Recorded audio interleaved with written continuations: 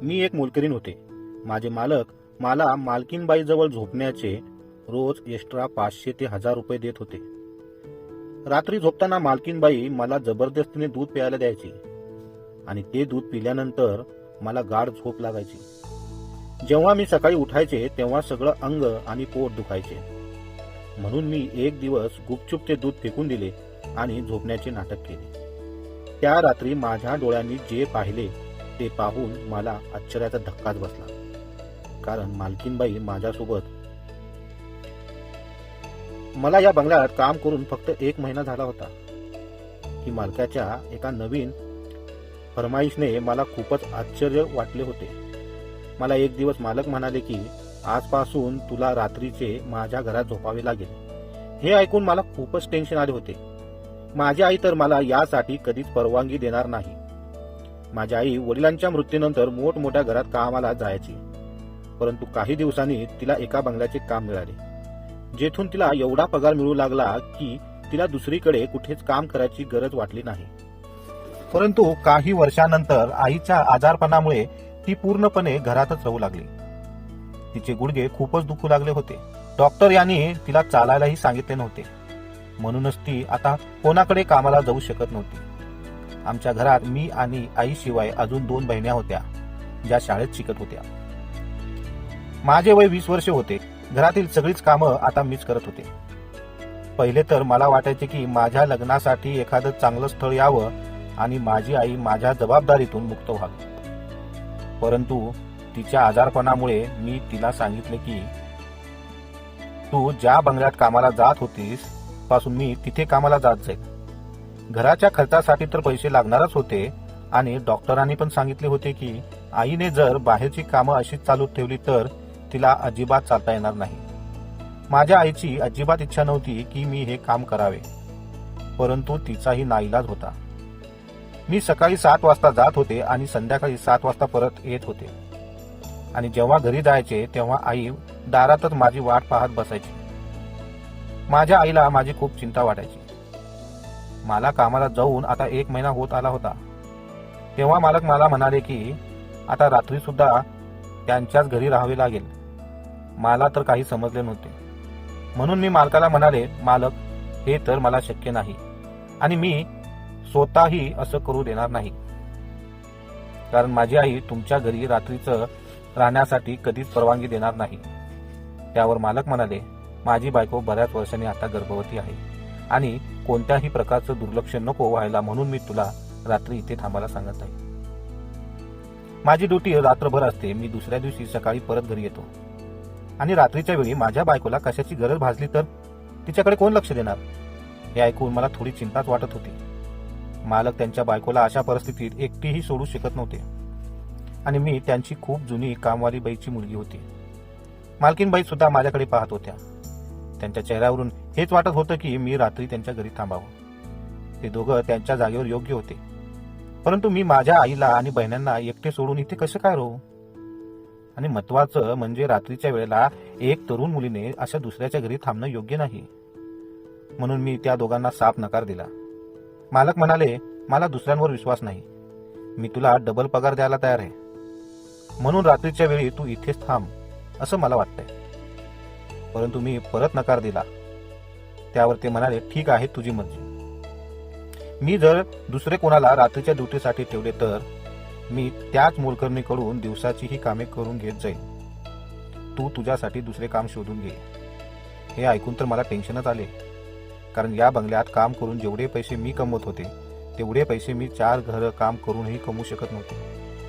आणि माझी आई सुद्धा मला असे 4 घरं काम करायला जाऊन देणार नाही. ती मला इथेच कामाला येऊ देत नाही, कारण तिने बरीच वर्ष यांच्याच घरात काम केले होते. म्हणून या लोकांवर तिचा विश्वास होता. मला नवीन घरात काम करण्याची कधीच परवानगी भेटणार नाही. म्हणून मी म्हणाले, ठीक आहे मालक, आईला विचारून मी तुम्हाला उद्या सांगते. घरी जाऊन जेव्हा मी हीच गोष्ट माझ्या आईला सांगितली तर तिला खूपच टेन्शन आले होते. ती म्हणाली, माझं मन आहे हे काम करण्याची, तुला अजिबात परवानगी देणार नाही. मी तुला रात्रभर दुसऱ्याच्या घरात कशी काय राहू देऊ? परंतु हे खरं आहे की आपल्याला एवढा पगार दुसरीकडे कुठेच मिळणार नाही. आणि ते नवीन लोक कसे आहेत कसे नाही सहजासहजी आपण कोणावरही विश्वास ठेवू शकत नाही. मी त्या बंगल्यावर बरीच वर्षे काम केले होते, परंतु त्या घरी कधीच थांबले नाही. मी आईला म्हणाले, पण आई, मालकाने साफ शब्दात सांगितले आहे की मी जर रात्रीची ड्युटी नाही केली तर ते दिवसाचे कामही मला करू देणार नाही. आई म्हणाली, सध्या तर आपल्याकडे मालकाचं ऐकण्यापलीकडे दुसरा पर्याय नाही. मी माझ्या मनावर दगड ठेवून तुला हे काम करण्याची परवानगी देते. तू रात्रभर त्याची ड्युटी कर, पण सकाळी सकाळी काही वेळासाठी तरी आपल्या घरी नक्की येत जा. नाहीतर तू रात्रंदिवस तिथेच थांबशील आणि आईकडे बहिणीकडे दुर्लक्ष करशील. असं करू नकोस बेटा. मी म्हणाले, काय आई, असं का बोलतेस? तुला चांगलंच माहिती आहे की मला रात्री तुझ्याशिवाय झोप लागत नाही. माझं इथे थांबणं माझा नाईलाज आहे, जसा तुला नाईलाज आहे. मला तिथे कामाला पाठवणे. नंतर मी मालकाला सांगितले की मी रात्रभर तुमच्या घरी थांबायला तयार आहे. माझ्या मालकाने होकार दिला. हे ऐकून तर माझे मालक खूपच खुश झाले. त्यांनी लगेच पाकिटमध्ये हात टाकून पैसे काढले आणि मला म्हणाले, हे तुझ्या होकार देण्याचं बक्षीस आहे. मी सुद्धा ते पैसे घेतले आणि माझ्याजवळ ठेवले. मी जेवण बनवून मालकीनबाईला त्यांच्या रूममध्ये देऊन आले होते. त्या जास्त करून त्यांच्याच रूममध्ये राहायच्या. रात्री मालकाने जेवण केले आणि ते ड्युटीला निघून गेले आणि मी मालकीनबाईजवळ येऊन बसले. थोड्याच वेळाने मी त्यांचे पाय चेपले आणि त्यांच्याशी बोलत बसले. रूममध्ये फुल एसी चालू होता. त्या मला म्हणाल्या, तू इथेच माझ्याजवळ झोप. मी उशी उचलली आणि खाली झोपू लागले. तेव्हा मालकीनबाई म्हणाल्या, जमिनीवर झोपू नकोस, इथे माझ्या बेडवर झोप. त्यावर मी म्हणाली, नाही मालकीनबाई, अंथरूण पाहून पाय पसरावे. मी इथे बरी आहे. मला चांगलं नाही वाटणार तुमच्याजवळ झोपायला. असे बोलून मी उशी खाली टाकली आणि जमिनीवर झोपले. परंतु अर्ध्या रात्री असे वाटले की कोणीतरी रूमचा दरवाजा उघडून बंद केला असावा. परंतु मालकीनबाई रूमच्या बाहेर निघत नव्हत्या. डॉक्टरांनी यांना चालायला फिरायला मनाई केली होती. म्हणजे नक्की रूममध्ये दुसरे कोणीतरी आले आहे असे मला वाटू लागले. परंतु रूममध्ये कोणीच येऊ शकत नव्हतं. घरात तर माझ्या आणि मालकीनबाई शिवाय तिसरा व्यक्ती कोण नव्हता. मालक तर नाईट ड्युटीसाठी बाहेर गेले होते आणि ते सकाळीच येत होते. एक वॉचमॅन होता, पण तो गेटवर थांबायचा. तो दिवसभरात कधीच घरात येत नव्हता. मग रात्रीचा तरी असा कोण येऊ शकतो? आता मला भीती वाटायला लागली होती. हे तर नक्की होतं की रूमच्या आत कोणीतरी आले होते. हेच नाही तर मला कुजबूज करण्याचा आवाजही येत होता. कोणीतरी हळूहळू आवाजात बोलत होते. मी उठून बसू शकत नव्हते. माहित नाही कोण असेल ते. मला खूप भीती वाटू लागली होती आणि रूममध्ये अशा प्रकारे अंधार होता की काहीच दिसत नव्हते. एक तर मी माझ्या आईशिवाय पहिल्यांदाच रात्री दुसरीकडे थांबले होते आणि पहिल्याच रात्री जे काही होत होतं ते माझ्या समजण्याच्या बाहेर होते. मला खूपच भीती वाटू लागली होती. हे सगळं होऊन थोडा वेळ झाला होता की मला परत दरवाजा बंद करण्याचा आवाज आला. त्यानंतर रूममध्ये एकदम शांतता झाली. परंतु माझी झोप उडाली होती. मी सकाळपर्यंत झोपले नव्हते आणि पाहिले तर मालकीनबाई बेडवर झोपल्या होत्या. मी उठून रूम बाहेर आले आणि फ्रेश झाल्यानंतर पहिल्यांदा मी किचनमध्ये गेले आणि मालकीनबाईसाठी नाश्ता बनवला. नाश्ता बनवताना माझ्या डोक्यात रात्रीचा किस्सा येत होता. माहित नाही कोण होतं जो रूम मध्ये आला होता आणि हळूच आवाजात खुजबुज करत होता आणि बोलत होता तर कोणाशी? मालकीनबाईशी. मग माझ्या मनात हा विचार आला की असं सुद्धा होऊ शकते की रात्री मालक घरी लवकर आले आणि बाईला पाहायला रूम मध्ये आले असेल, मालकीनबाई सोबत हळू आवाजात बोलत असेल. असे विचार माझ्या डोक्यात चालू होते. परंतु हे विचार माझ्या लगेच बदलायला लागले. कारण जेव्हा मी डोरबेल वाजल्यावर दरवाजा उघडण्यासाठी गेले होते तेव्हा मालकाला पाहून मला आश्चर्याचा धक्का बसला होता. ते घरात आल्या आल्या किचनमध्ये आले आणि मला नाश्ता बनवताना पाहिल्यावर म्हणाले, माझ्यासाठी सुद्धा नाश्ता बनव. पूर्ण रात्र एकही मिनिट मला झोपता आले नाही. मी खूप थकलो आहे आणि चहा सुद्धा जरा कडक बनव. हे ऐकून मला खूपच आश्चर्य वाटले. जर मालक आत्ताच घरी आले होते तर रात्री रूममध्ये कोण आले होते? या गोष्टीने तर मला जसे टेन्शनमध्येच टाकले होते. मालकाचा नाश्ता मी हॉलमध्ये टेबलावर ठेवला आणि त्यानंतर मालकीनबाईचा नाश्ता त्यांच्या रूममध्ये द्यायला गेले तेव्हा त्या उठल्या होत्या. त्यांनी माझ्याकडून नाश्त्याची प्लेट घेतली आणि मला विचारले, रात्री तुला इथे झोप लागली होती ना? मी म्हणाले, हो, मला चांगली झोप लागली होती. त्यावर मालकीनबाई म्हणाला, चांगली गोष्ट आहे. काही महिन्यासाठी गोष्ट आहे, मग तू तुझ्या घरी जाऊन शकतेस. त्या खूपच शांतपणे बोलत होत्या. म्हणत होत्या, तू विनाकारण खाली झोपत असते. इथे माझ्याजवळ बेडवर झोपलत जा, मला काही फरक पडणार नाही. मी कोणालाही लहान किंवा मोठं असं समजत नाही. तू कामावली आहेस म्हणजे तू काही मनुष्य नाहीस का? आपण सगळेजण सारखेच आहोत. मालकीनबाईचे विचार खूपच चांगले होते. त्यानंतर मी हा एक विचार करत होते की जर मी बेडवर झोपले तर मी हेही पाहू शकेल की रूममध्ये नेमकं कोण येतो. मी बेडवर झोपायला तयार झाले. हे ऐकून त्यांनाही खूप आनंद झाला होता. मालकीनबाई आता नाश्ता करतच होत्या की मी त्यांच्याजवळ रात्रीचा किस्सा सांगितला. त्यांच्या हातातला चंचा खाली पडला होता आणि चेहऱ्यावर रंगही उडाला होता. त्या घाबरत घाबरत मला म्हणाल्या, नाही नाही, रात्री कोण नाही, आपल्या रूममध्ये कोणी आलेच नाही, तुला भात झाला असावा. हे सगळं बोलत असताना त्यांच्या कपाळाला घाम सुटत होता. जर त्यांच्या चेहऱ्यावर एवढी भीती दिसली असती तर मी माझ्या म्हणण्यावर विश्वास ठेवला असता. दुसऱ्या दिवशी मी मालकीनबाईच्या शेजारी बेडवर झोपले. परंतु मला हे माहीत नव्हते की सगळ्यात माझी मोठी चूक होती. माझी झोप एकदम जागसूद होती. जरासाही आवाज झाल्यावर मला लगेच जाग येत होती. आणि आज रात्री तेच झाले. रात्री मला वाटले की रूमचा दरवाजा कोणीतरी उघडून आतमध्ये आले आहे आणि आवाज होताच माझे डोळे कटकन उघडले आणि माझी नजर डायरेक्ट दारावर गेली. पण दरवाजा बंद होता आणि माझ्या बाजूला पाहिले तर मालकीनबाई झोपल्या होत्या. माझे लक्ष दाराकडे होते. रूममध्ये खूप अंधार होता, पण थोड्या वेळात मला परत दरवाजा उघडण्याचा आवाज आला. जसा दरवाजा उघडला मला एक काळी सावली दिसली. मालकीनबाईच्या रूममध्ये अंधार होता, पण रूमच्या बाहेर 0 बल्ब चालू होता. त्यामुळेच मला ही काळी सावली रूममध्ये येताना दिसली होती. त्यानंतर रूमचा दरवाजा बंद झाला होता. मला असं वाटलं जणू ती सावली मालकीनबाई जवळ जात होती. आणि त्यानंतर जे काही माझ्या डोळ्यांना पाहिलं, माझं डोकं तर चक्रावून गेलं होतं. काही वेळानंतर ती सावली रूमच्या बाहेर निघून गेली. मला तर काहीच कळत नव्हते. माझे अंग खूप थरथर कापत होते. घाबरून मला सकाळपर्यंत खूप जास्त ताप आला होता आणि माझ्या अंगाची अजूनही थरकाव काही थांबत नव्हती. सकाळी मला माझ्या मालकिनीने उठवण्यासाठी हलविले. तेव्हा मी जरा डोळे उघडले. त्यांनी माझ्या डोक्यावर हात ठेवला होता आणि म्हणाले, तुला तर खूपच ताप आहे. त्यानंतर त्यांनी मालकांना रूममध्ये बोलवले आणि माझ्याबद्दल सांगितले. मला म्हणाले, अरे ही तर आजारी पडली आहे.